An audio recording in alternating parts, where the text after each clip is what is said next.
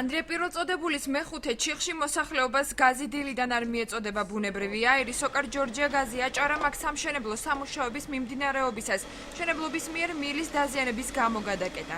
შემთხვევა დღის 12 საათზე მოხდა. კონტრაქტორი რო თხრიდა ეთყობა ისა რა ქვია დააზიანა მილი და გამოჟონა გაზი. 1-2 საათი კი იყო თვითონ ისა რა ქვია სოკარ გაზი დადიოდა ვერ მიაგნეს სად უნდა გადაეკეტათ.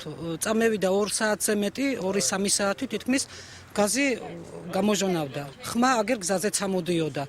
ვიდექით ისე პოლიცია და მილიცია სისწრაფით მოდიოდა როცა რომ ჩვენ ხალხი ვგროვდებოდით და დღეს არც პოლიცია მოსულა, არც გამგეობიდან საერთოდ არავის თავი არ შეუწუხებია. 1 საათის განმავლობაში გაზის ხმა ისმოდა და სოკარის ფირმა პიკაპი რომა ხო მაგი დარბოდა გაჩერება არ ქონდა.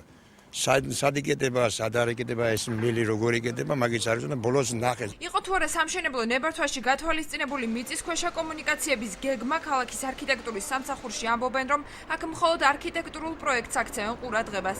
მიწისქვეშა კომუნიკაციების გასაცნობად კი მშენებლებმა პროექტები თითოეული სამსახურისაგან თავად უნდა გამოითხოვონ. მოქმედი კანონმდებლობის თანახმად შეუძლებს ნებართვის გაცემის იმ დოკუმენტაციაში, რომელიც ქალაქ ბათუმის მერიაში უნდა იყოს წარმოდგენილი, არ შედის არსებულ კომუნიკაციებთან დაერთების პროექტი. თუმცა ეს იმას არ ნიშნავს, რომ ამა თუ იმ დაინტერესებულმა პირმა უკანონოდ განახორციელოს ეს სამუშაოები, ვინაიდან სამშენებლო მიწისნაკვეთი აუცილებელია უზრუნველყოფილი იქნას შესაბამისი კომუნიკაციებით, ხოლო ამ კომუნიკაციებთან დაერთება უნდა მოხდეს თვითონ შესაბამის ოპერატორ კომპანიებთან ცალკე შეთანხმებული პროექტის შესაბამისად. გაზის კომპანიაში აცხადებენ, რომ აღნიშნული სამშენებლო სამუშაოების წარმოების შესახებ ისინი ინფორმირებულნი არ ყოფილან, რის გამოც პროცესს მათი წარმომადგენელი არ ესწრებოდა.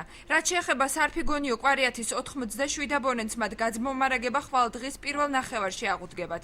აბონენტების გაზმომარაგების აღდგენა დაიწყება 1 საათში და დაახლოებით ხვალ დღის პირველ ნახევარში სრულად აღუდგება ყველას გაზის მიწოდება. ესწრებოდა ამ შემთხვევაში თქვენ წარმომადგენელი სამსახურს? ამ შემთხვევაში იმ კონკრეტულ მონაკვეთის თხრის პროცესს არ ესწრებოდა ჩვენი წარმომადგენელი. არ ვიყავით ინფორმირებული რომ იქნებოდა სამუშაოები თუ უბრალოდ დღეს რო იქ სამუშაოები მიმდინარეობდა არ ვიყავით ინფორმირებული. აქვს თუ არა მშენებელ კომპანიას მიწისქვეშა კომუნიკაციების სქემები და რამდენადაა დაცული უსაფრთხოების ნორმების ზღვის სანაპიროსთან ახლომდებარე მშენებლობაზე ხელმძღვანელმა გია ბიძაწემ ჩვენთან საუბარი არ ისურვა.